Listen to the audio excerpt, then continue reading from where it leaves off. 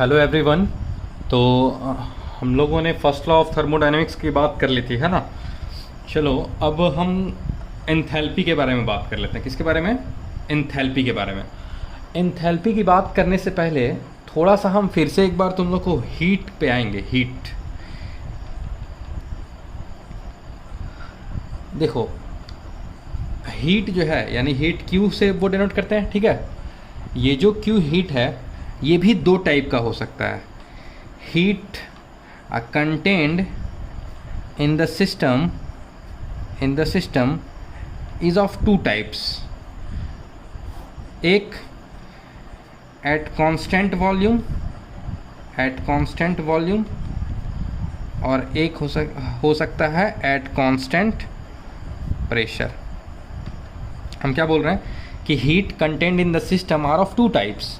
एक हो जाएगा heat content in the system at constant volume and heat content in the system at constant pressure. Heat content in the system at constant volume को बोलते हैं QV से donate करते हैं। किससे? QV। Q मतलब हीट और V का मतलब एट कांस्टेंट वॉल्यूम। और heat content in the system at constant pressure को डिनोट करते हैं किससे? QP से, ठीक है। अब इसी QV को हम लोग बोलते हैं इंटरनल एनर्जी भी बोलते हैं। इंटरनल एनर्जी भी बोलते हैं। कैसे? देखो, फर्स्ट लॉ ऑफ थर्मोडायनेमिक्स से क्या आता है? Delta U is equal to Q plus W. Delta U is equal to Q plus W, और हम इसको W को लिख सकते हैं माइनस P एक्सटर्नल dV या डेल्टा V, ठीक है। एट कांस्टेंट वॉल्यूम का मतलब क्या हुआ? वॉल्यूम चेंज नहीं हुआ, इसका मतलब डेल्टा V तो जीरो हो गया ना। एट कांस्टेंट वॉल्यूम का मतलब क्या हुआ? वॉल्यूम चेंज नहीं हुआ, यानी V2 माइनस V1 तो जीरो हो गया।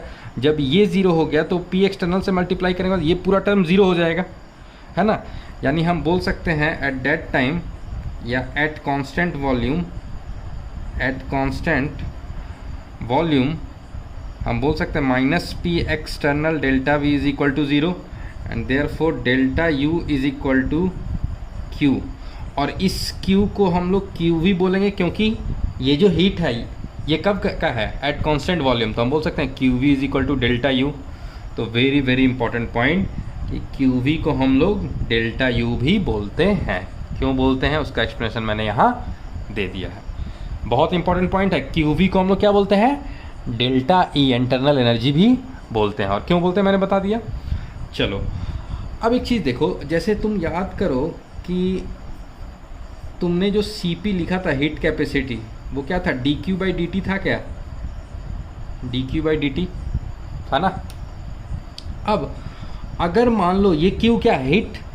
अगर हम इस हीट की बात करें एट कांस्टेंट वॉल्यूम पे, एट कांस्टेंट वॉल्यूम पे अगर हम बात करें तो हम बोल सकते हैं CP इज इक्वल टू हो जाएगा कांस्टेंट वॉल्यूम पे QV लिख दें। हीट को QV लिख दिया ना, Q को QV, क्योंकि हीट एट कांस्टेंट वॉल्यूम है ना, dt लिख सकते हैं। अब क्या हम QV को इंटरनल एनर्जी भी लिख सकते हैं डेल्टा E? तो हम बोल सकते हैं CP is equal to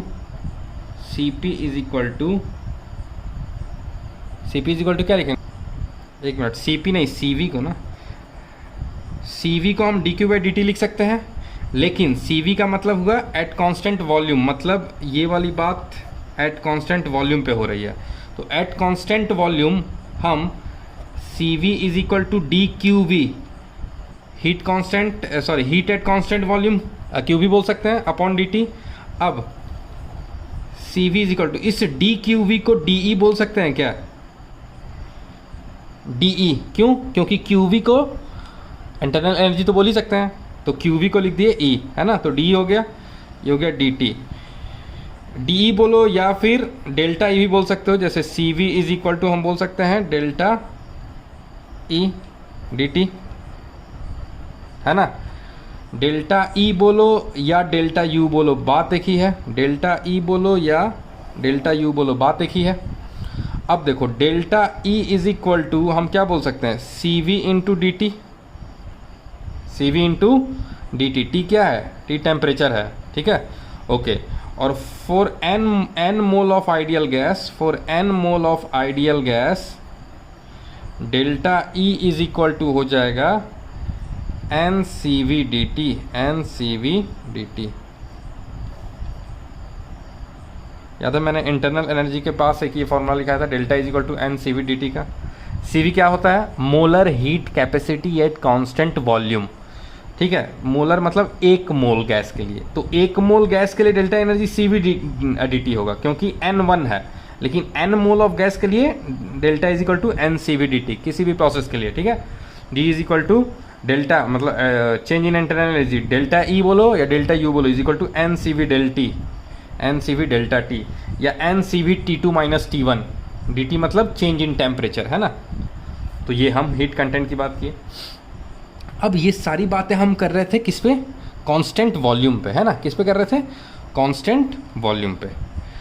constant pressure पे बात करेंगे तो इसको क्या बोलेंगे? QP। इसको क्या बोलेंगे? QP। और अब अगर तुम फर्स्ट लॉ लगाओगे, delta U is equal to Q plus W, delta U is equal to Q plus W, है ना।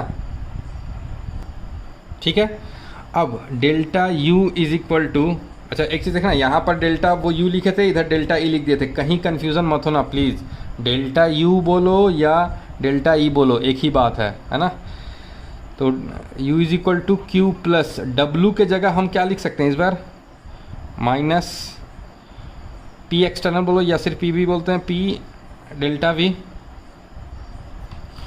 अब क्योंकि प्रेशर तो कांस्टेंट है, अच्छा ये कांस्टेंट प्रेशर किसकी बात हो रही है? सिस्टम की बात हो रही होगी, है ना।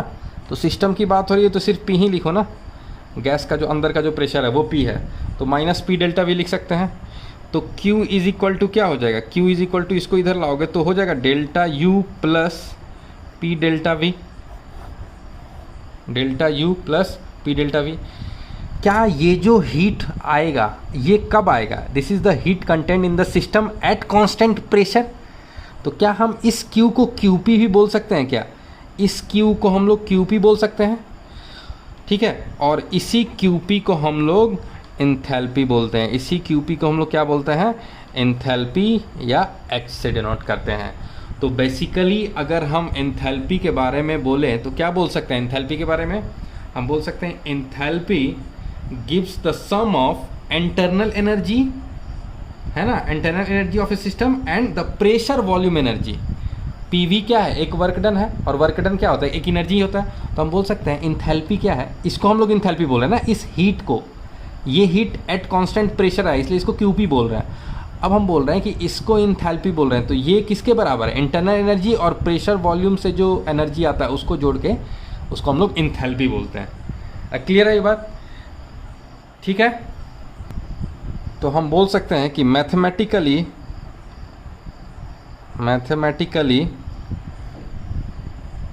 एंथैल्पी के बारे में, है ना, एंथैल्पी को डिफाइन कर रहा है। Mathematically it is heat contained in the system that measured at constant pressure, ठीक। या इसको हम ये भी बोल सकते हैं एंथैल्पी को कि the sum of internal energy the sum of internal energy and PV energy is known as enthalpy,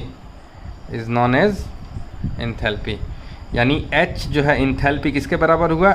E plus PV के बराबर हुआ, the sum of internal energy and PV energy.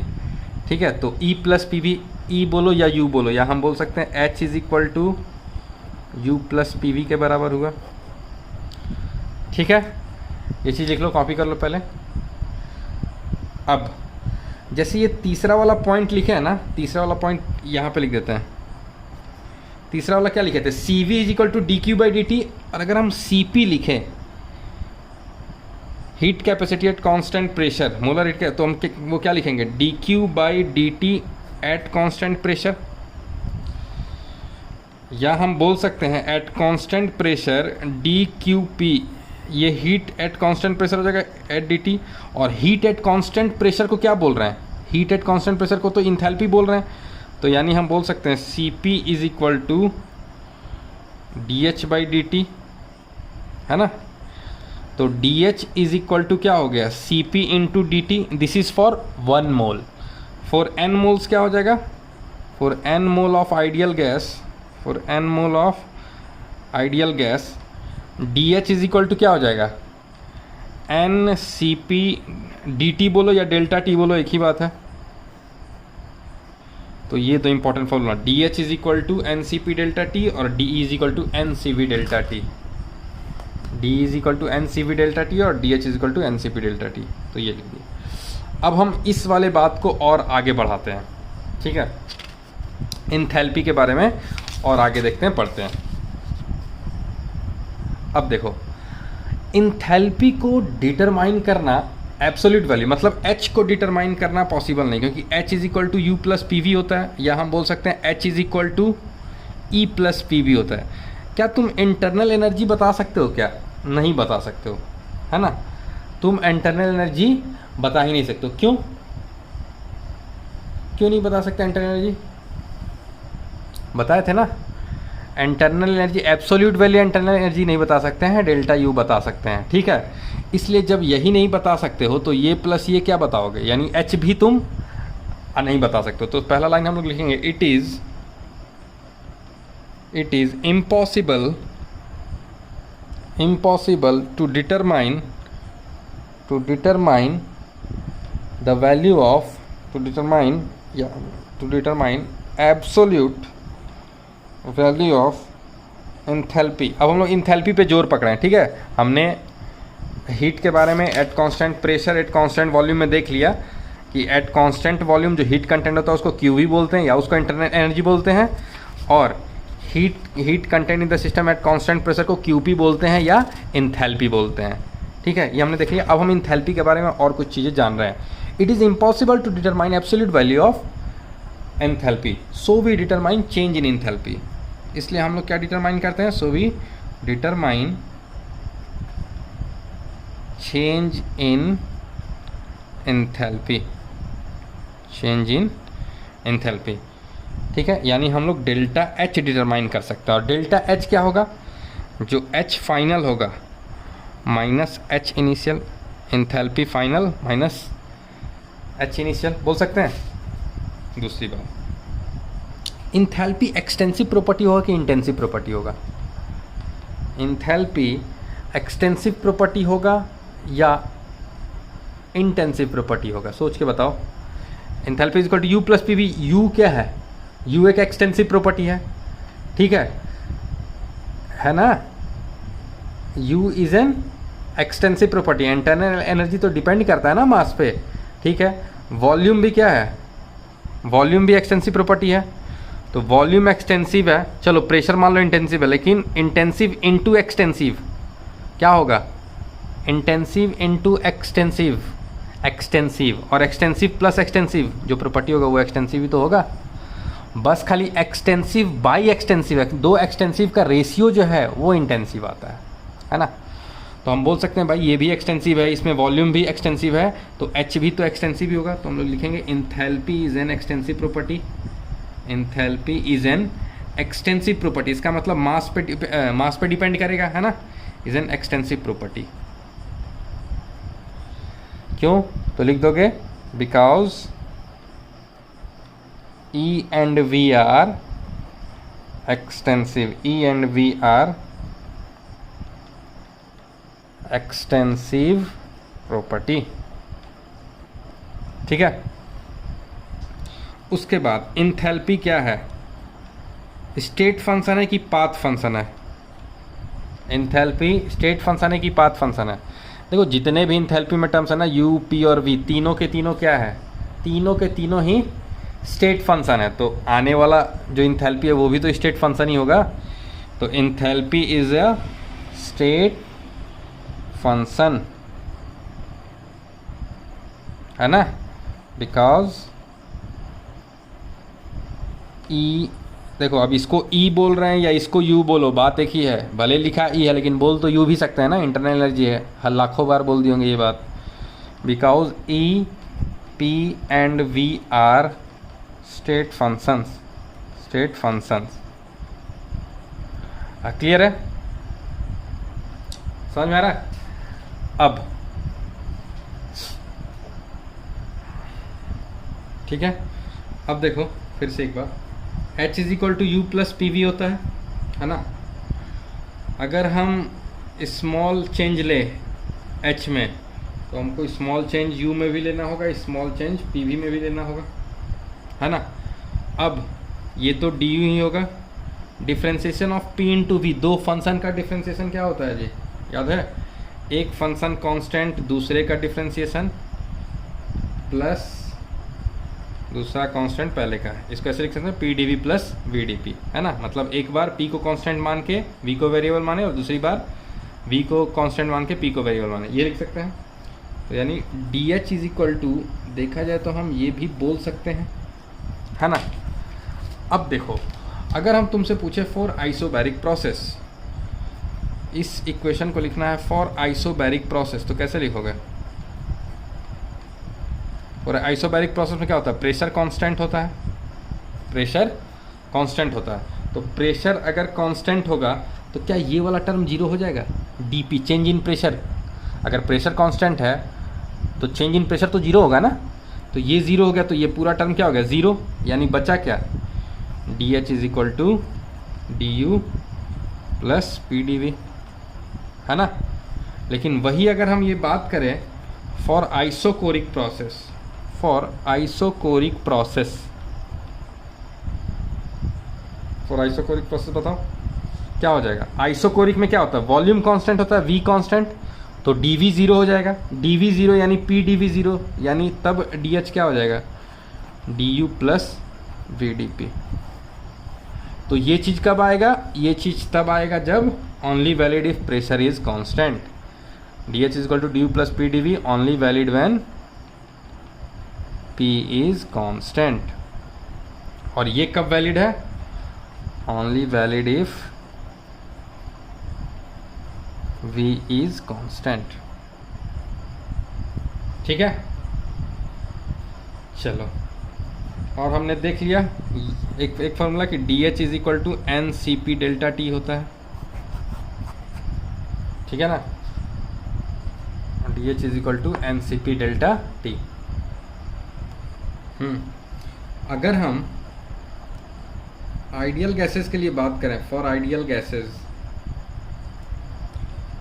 H is equal to U plus P V लिख सकते हैं, ठीक है। अब ideal gas है तो इसके लिए देखना डी एच, अगर स्मॉल चेंज लेंगे डी एच, ये डी यू, और इस पी वी को एन आर टी लिख सकते हैं क्या? N R T, N R T तो लिख सकते हैं ना, P V is equal to N R T से, P V is equal to N R T लिख सकते हैं। और एन आर टी में एन और आर मान लो अगर कांस्टेंट है तो डी किसके साथ आएगा? चेंज डी टी के साथ, टेम्परेचर के साथ, है ना। अब अगर तुमसे पूछा जाए कि आइडियल गैस के लिए इंथैल्पी किस पे डिपेंड करता है, तो enthalpy is a function of T only. For ideal gases enthalpy is a function of T. क्यों? क्योंकि डी यू पे डिपेंड कर रहा है और एन आर टी पे, तो ये भी टेम्परेचर का फंक्शन है। याद है इंटरनल एनर्जी के बारे में मैंने बताया था कि internal energy is a function of temperature for ideal gases, याद है।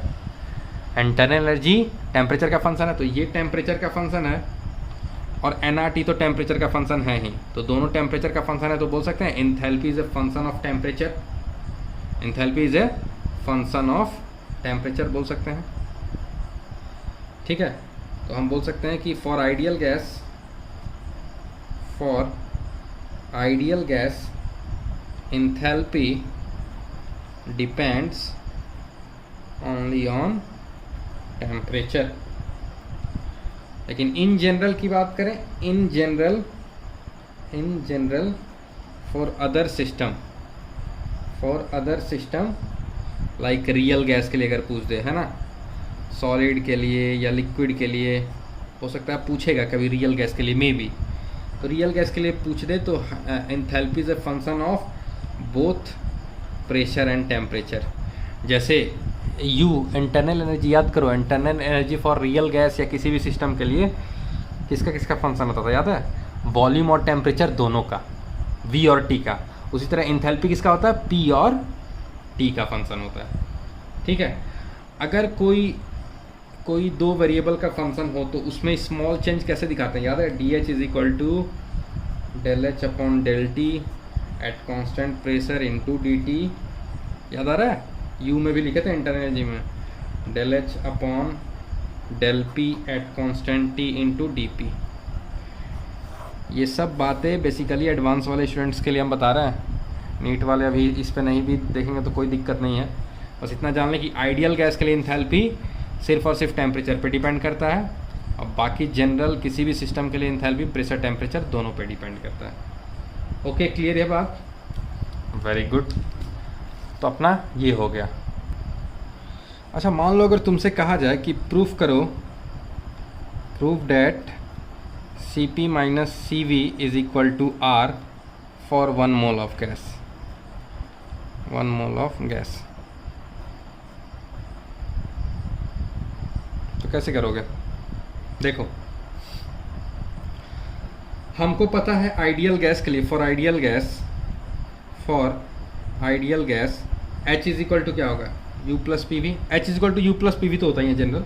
For ideal gas PV is equal to NRT होता है, PV is equal to NRT होता है। ठीक है, तो हम H is equal to U plus NRT लिख सकते हैं।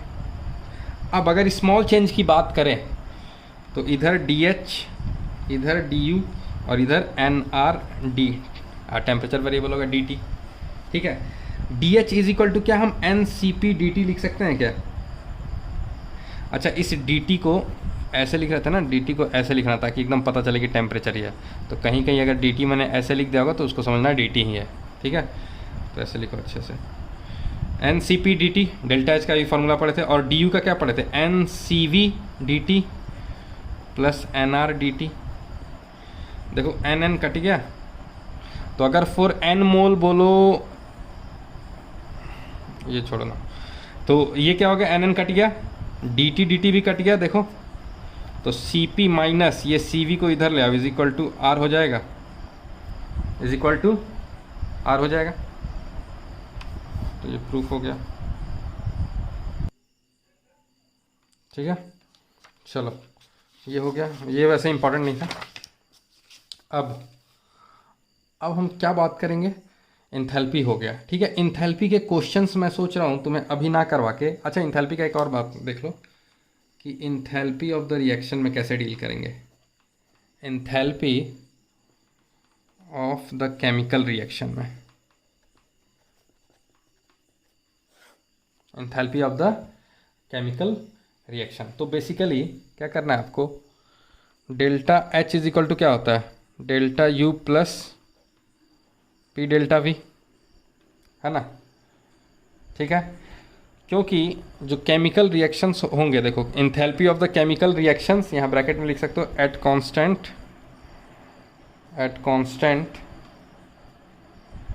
टेम्परेचर, एट कांस्टेंट प्रेशर लिखो ना पहले, एट कांस्टेंट प्रेशर। ठीक है, अब देखो P delta V is equal to किसके बराबर होता है? NRT के बराबर। P delta V is equal to del NRT, तो delta H is equal to del U plus P delta V की जगह डेल्टा NGRT लिख दे तो कोई दिक्कत नहीं होगा। और डेल्टा NG क्या होता है याद है? इक्विलिब्रियम में बहुत बताए थे कि अगर एक रिएक्शन है जिसमें रिएक्टेंट्स है, प्रोडक्ट है, तो गैसियस जो मोल है, गैसियस जो स्पेसीज है, उनके स्टोइकोमेट्रिक कोएफिशिएंट जितने प्रोडक्ट में है उसको जोड़ दो, माइनस गैसियस स्पेसीज जो रिएक्टेंट साइड में है उनको जोड़ दो, और दोनों का डिफरेंस ले लो, तो डेल्टा NG वही डेल्टा NG है। ठीक है, क्लियर? अब देखो, if delta NG is equal to 0 होगा तो बता सकते हो delta H is equal to क्या हो जाएगा? Delta H is equal to delta U, delta NG 0 हो गया तो ये 0, यानी delta H is equal to delta U हो गया, पहला केस। दूसरा, if delta N G is greater than zero, तो बताओ delta H is equal to क्या हो जाएगा, delta U plus delta N G greater than zero, यानी पॉजिटिव है, यानी N G R T positive है। तो डेल्टा एच जो है इंटरनल एनर्जी प्लस समथिंग, यानी इंटरनल एनर्जी से तो ज़्यादा ही होगा।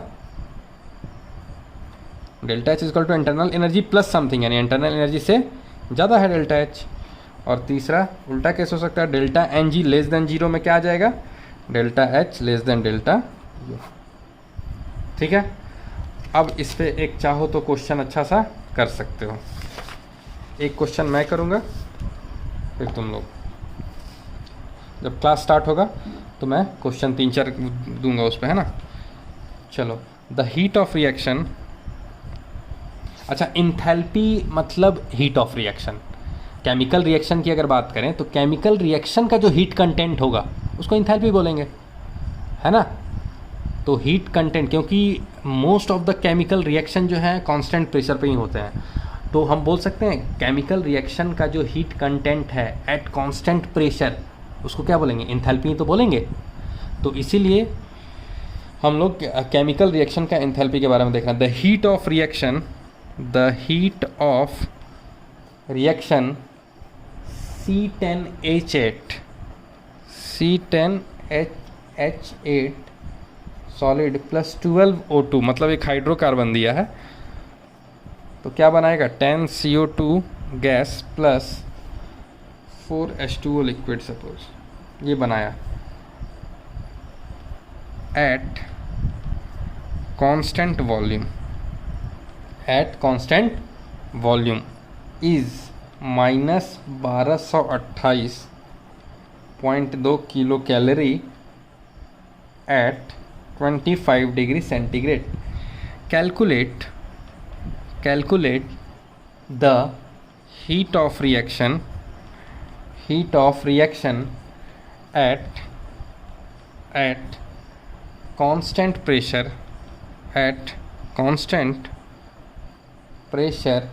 and at 25 degree Celsius,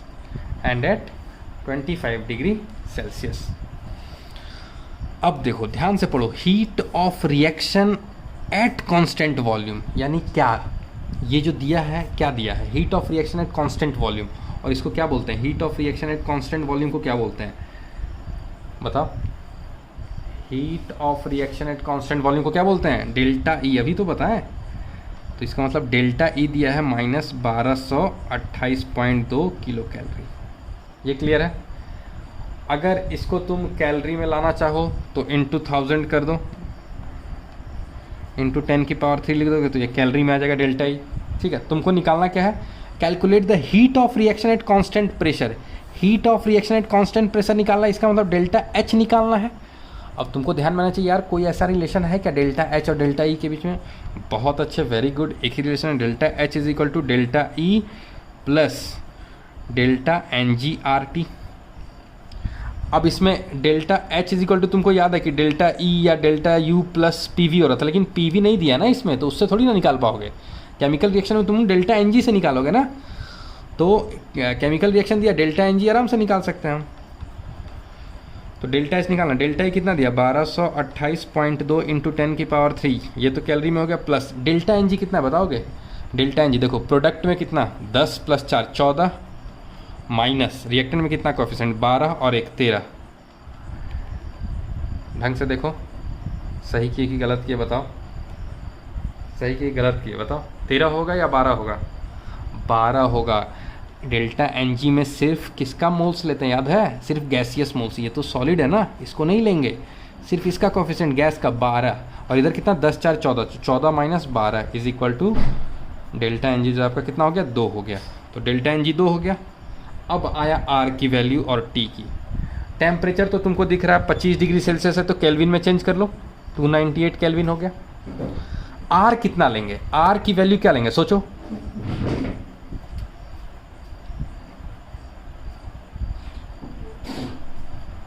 are की वैल्यू कितना लेंगे बताओ। अब देखो आर की वैल्यू कैसे डिसाइड करेंगे, भाई तुमने डेल्टा ई कैलोरी में लिया है राइट, तो तुम जो भी इसके साथ जो टर्म जोड़ोगे वो भी कैलोरी में रहेगा, तभी तो जोड़ोगे अच्छे से आसानी से। तो हमको ये वैल्यू कैलोरी में चाहिए, तो कैलोरी में लाने के लिए आर की वैल्यू कितने लेते थे? 2। याद करो, आर इज इक्वल टू 2 लेते थे कैलोरी वाला, है ना। आर इज इक्वल टू 8.314 लेते थे अगर जूल में लानी हो तब, ठीक है। और एटमॉस्फेयर वो लीटर में अगर वो लाना हो तो आर कितना लेते थे? 0.0821, है ना। तो आर हम कितना लेंगे? 2। इसको सॉल्व करके देखो तो कितना आता है? 1229, 12 माइनस 12 टू 9.3 के अप्रॉक्स आएगा, इंटू 10 की पावर 3 कैलोरी आएगा, ठीक है। अब किलो कैलोरी में आंसर मांग रहा है, अगर किलो कैलोरी पर मोल में मान लो आंसर मांग रहा है तो क्या करोगे? बाई 1000 कर दोगे तो 1229.3 kilo calorie delta H. Clear है कि नहीं question? Heat of reaction at constant volume दिया था, मतलब डेल्टा ई दिया था, और आपसे calculate the heat of reaction at constant pressure, मतलब डेल्टा एच पूछ रहा था। तो कौन सा फॉर्मूला लगा दिया? Delta H is equal to delta E plus delta N G R T. Delta N G क्या हुआ? एक रिएक्शन में जो गैसियस वाले हैं, गैसियस वाली चीज़ है। अच्छा H2O, अब देखो H2O के बारे में वो बात हो तो ये भी H2O तो गैस ही होता है, ये भी H2O तो गैस होता है ना। तो इसलिए 10 4 14 और ये वाला 14 माइनस 12 किए थे, ठीक है। 2 आया था, आर की वैल्यू रख दी, आंसर निकाल दी इस तरह से। क्लियर? अच्छा 1 मिनट रुको रुको आराम से। ये जो है क्योंकि रिएक्शन 25 डिग्री सेल्सियस पे हो रहा है ना, तो पानी जो होगा वो तो लिक्विड फॉर्म में होगा ना रे। पानी लिक्विड फॉर्म में होगा, यानी ये लिक्विड होगा, ये सॉलिड होगा। गैस तो बस यही दोनों हैं, 1 और 2 चीज़। यानी डेल्टा एन जी क्या होगा? डेल्टा एन जी 14 नहीं 10 होगा, 10 माइनस 12, क्योंकि गैस यही 2 चीज़ है, CO2 और ये H2O वो लिक्विड में बनता है, रूम टेम्परेचर है ना। तो रूम टेम्परेचर पे तो पानी तो लिक्विड ही रहेगा। तो ये लिक्विड है, ये सॉलिड है, इसलिए इसको नहीं लेंगे। डेल्टा एन जी में सिर्फ गैसियस वाले को लेंगे। तो प्रोडक्ट में 10 है, 10 माइनस रिएक्टेंट में 12 है, 10 माइनस 12 माइनस 2 होगा डेल्टा एन जी, है ना। -2, तो यहाँ पर कुछ नहीं, -2 कर दो, है ना। तो माइनस माइनस नहीं, अब जो भी आंसर आएगा वो तुम्हारा माइनस में ही आएगा। सॉल्व करो, सॉल्व वो कर लो। माइनस में ये भी है, माइनस में भी है, दोनों को जोड़ोगे तो आंसर माइनस में ही आएगा, ठीक है। तो ये चीज़ था। अब 3-4 क्वेश्चन बाद में तुम लोग को देंगे करने के लिए, ओके। देखो एक पेज नहीं 2-3 पेज छोड़ देना।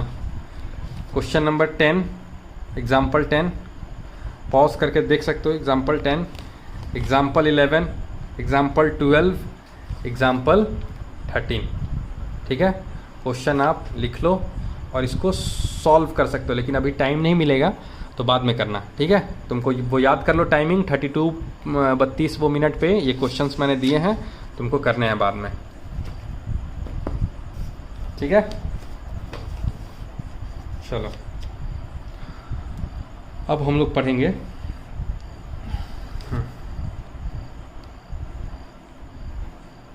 अब एक चीज़ देखो, 4 प्रोसेस होता था, 4 मेन प्रोसेस कौन कौन सा?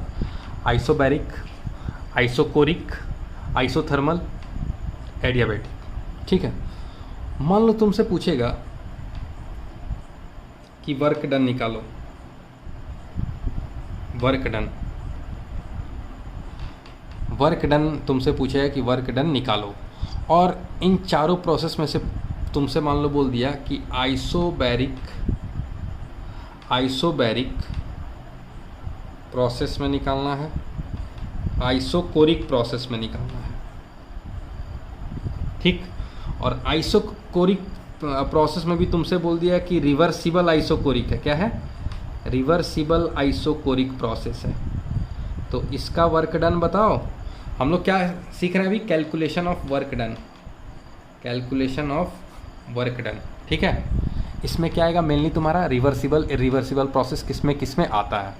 तो आइसोकोरिक में अगर तुमसे बोल दिया कि रिवर्सिबल आइसोकोरिक प्रोसेस में वर्क डन बताओ, या इरिवर्सिबल आइसोकोरिक प्रोसेस में अगर वर्क डन पूछ दिया तो कैसे बताओगे? तुमको क्या पता है? रिवर्सिबल में वर्क डन -P/dV होता है, क्योंकि P एक्सटर्नल जो है वो गैस के प्रेशर के बराबर होता है, इसलिए P लिख दिए। और इरिवर्सिबल है तो work done -P external dV होता है। अब आइसोकोरिक है तो dV 0 होगा, यानी ये 0, dV 0 होगा, यानी ये 0।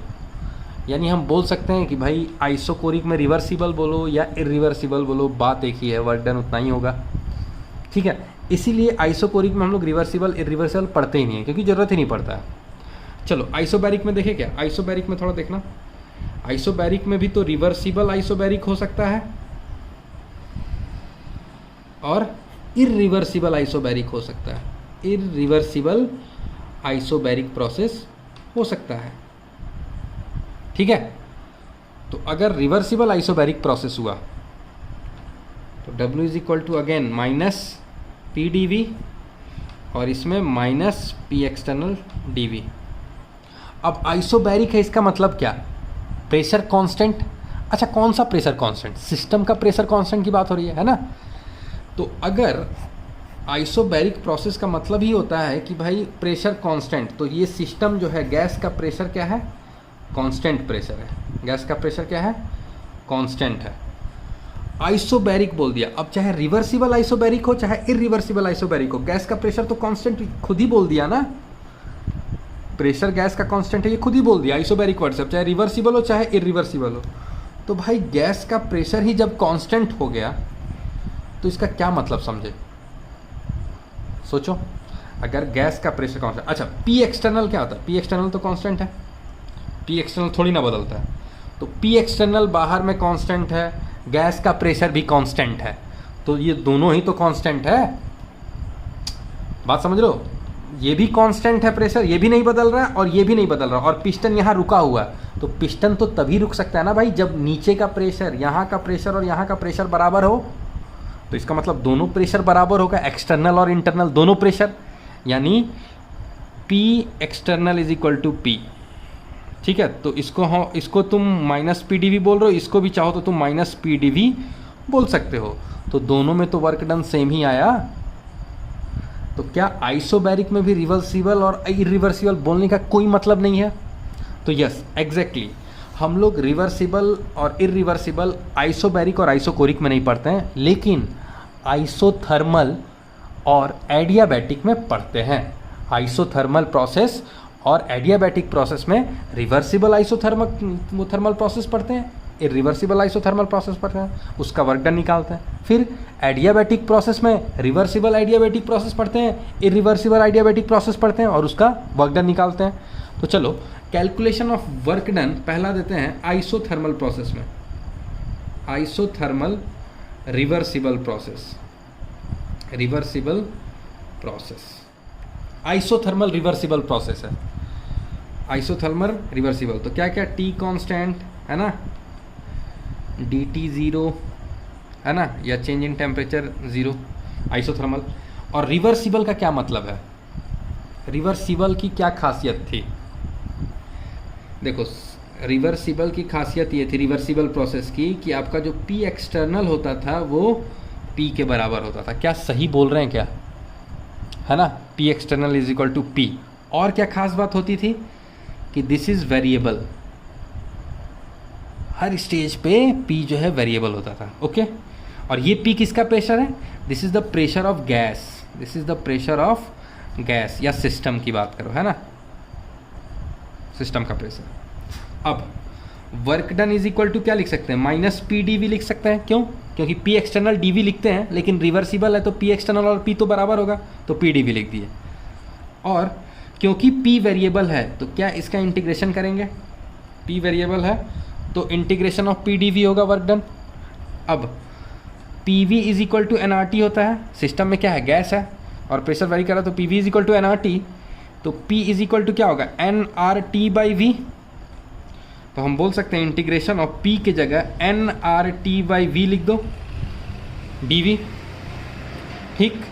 एन आर टी बाहर ले ले क्या, integration of D V by V. अब डी वी बाई वी का इंटीग्रेशन बताओ, डी एक्स बाई एक्स का इंटीग्रेशन एल एन एक्स होता है ना।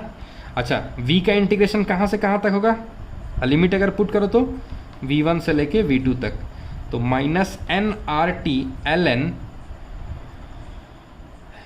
वी आएगा इसका इंटीग्रेशन, और v1 v2, तो क्या हो जाएगा minus N R T L N v2 by वी1 होगा क्या, वर्क डन। या इसी को हम बोल सकते हैं work W is equal to minus N R T L N नहीं, जब भी न्यूमेरिकल सॉल्व करो किसमें, लॉग में, तो इंटू 2.303 करना होगा log V2/V1। बात समझ रहे हो? अब अप्लाइंग चार्ल्स लॉ, तो ये एक वेरी वेरी इंपॉर्टेंट फार्मूला हुआ, this is very very important formula. और ये किसके लिए हुआ? Work done in isothermal reversible process, work done in isothermal reversible, बार बार बोल रहे हैं, रिवर्सिबल प्रोसेस। कितना हुआ? W equal to minus NRT 2.303 log V2/V1। अब अगर बॉयल्स लॉ अप्लाई करोगे तो क्या हो जाएगा? P1V1 is equal to P2V2 होता है ना? तो V2/V1 कितना हो जाएगा? देखो तो V2/V1 कितना हो जाएगा? P1/P2 के बराबर होगा क्या? यानी V2/V1 के जगह P1P2 भी ले सकते हैं। तो W is equal to minus NRT 2.303 पहले लिख सकते हो ताकि कांस्टेंट है, देखने में अच्छा लगे, याद भी अच्छे। 2.303 NRT log P1/P2, ये दोनों फॉर्मूला इंपॉर्टेंट है। अच्छा, P1P2 क्या हुआ बताओगे? देखो, जो सिस्टम है मान लो, है ना, अब ये एक्सपेंड कर सकता है, कॉम्प्रेस कर सकता है, डिपेंड्स। तो अगर इसका एक इनिशियल वॉल्यूम होगा, इनिशियल प्रेशर होगा जो P1 है इस गैस सिस्टम का, फिर कुछ टाइम बाद मान लो सिस्टम अगर कंप्रेस हो गया तो इसका कुछ वॉल्यूम V2 होगा और प्रेशर P2 होगा। तो ये गैस का प्रेशर की बात हो रही है ना। P1 P2 is the pressure of gas, P1 initial pressure, P2 final pressure of the gas, V1 initial volume, V2 final volume. ठीक है, तो ये दोनों formula very very very important. इस पे भी आपको न्यूमेरिकल्स देंगे, क्लास स्टार्ट होगा तब। आई थिंक इस 40 मिनट का लेक्चर को आप नोट कर सकते हो आराम से 1 घंटे में, है ना। और अगर टाइम मिले तो जो क्वेश्चंस मैंने दिखाया था वो डेल्टा H वाला, वो क्वेश्चंस कर लेना। Okay, reversible isothermal process. अच्छा, इसी में थोड़ा 1-2 बातें कुछ और कर लेते हैं। अब देखो, अगर हम बात करें ग्राफ की, आइसोथर्मल का ग्राफ, ये सब थोड़ा बहुत फिजिक्स में पढ़े होगे, है ना। अब देखो, ग्राफ की अगर बात करें तो मान लो और आगे खींच दो, इधर प्रेशर इधर वॉल्यूम। तो रिवर्सिबल का ग्राफ कैसे होता है?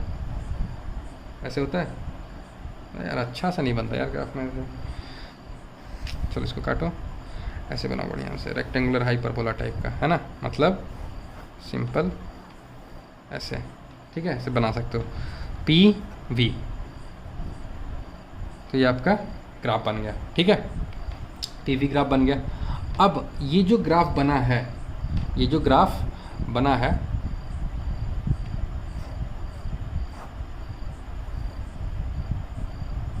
ऐसे बना PV ग्राफ, ये जो ग्राफ बना है ये कैसा बना है?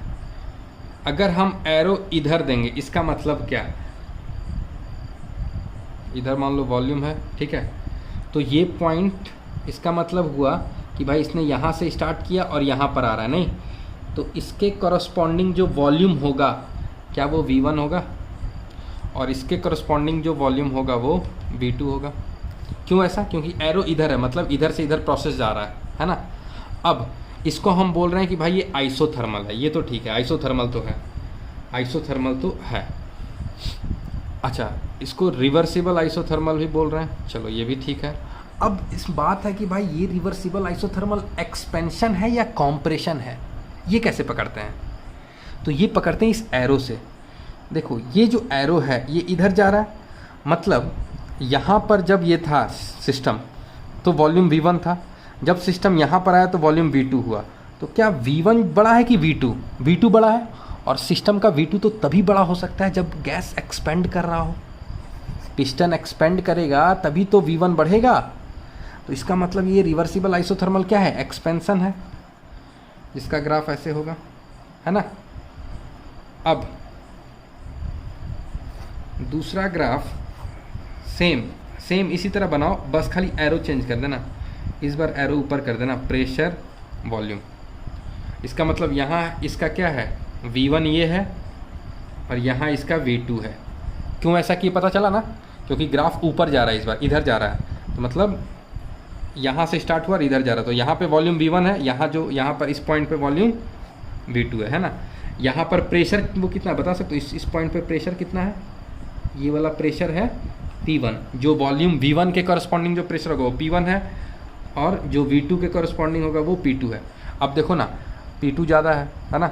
अच्छा, वॉल्यूम कम हो रहा है, देख रहे हो एरो का साइन इधर है, तो V1 यहाँ है, V2 यहाँ है, तो V2 क्या है, छोटा है ना V1 से, तो हम बोल सकते हैं this is reversible isothermal compression, this is reversible isothermal compression. Clear है? ठीक है, तो चलो नेक्स्ट क्लास में बात करेंगे हम लोग irreversible isothermal expansion, irreversible isothermal compression. उसके बाद दोनों में वर्क कंपेयर करेंगे किसमें ज़्यादा कम होता है, ठीक है। फिर मल्टी स्टेज ये करेंगे, अभी बहुत सारा चीज़ है। फिर एडियाबैटिक में आएंगे, फिर रिवर्सिबल एडियाबैटिक को कंपेयर करेंगे, है ना। तो अभी थोड़ा सा रिवर्सिबल और एडियाबैटिक में ही चलेगा, क्योंकि one of the most important topic है रिवर्सिबल, मतलब आइसोथर्मल और एडियाबैटिक। आइसोथर्मल का रिवर्सिबल पूरा पढ़ो, इरिवर्सिबल पूरा पढ़ो, एडियाबैटिक का रिवर्सिबल पूरा पढ़ो, इरिवर्सिबल पूरा पढ़ो, दोनों का कंपैरिजन पढ़ना है। उससे बहुत सारे स्टेटमेंट बेस्ड क्वेश्चन आते हैं, आएंगे ही आएंगे, मतलब इसलिए उसको थोड़ा सा हम लोग टाइम देंगे। तो इस वीक अगर कंप्लीट हो जाए तो ठीक है, नहीं तो नेक्स्ट थर्सडे तक हम लोग निपटाने की कोशिश करेंगे, थर्सडे है ना, नेक्स्ट थर्सडे तक हो जाएगा रिवर्स आइसोथर्मल और एडियाबैटिक। कोशिश करूँगा कल मैं ज़्यादा लंबा लेक्चर बना दूँ, ठीक है।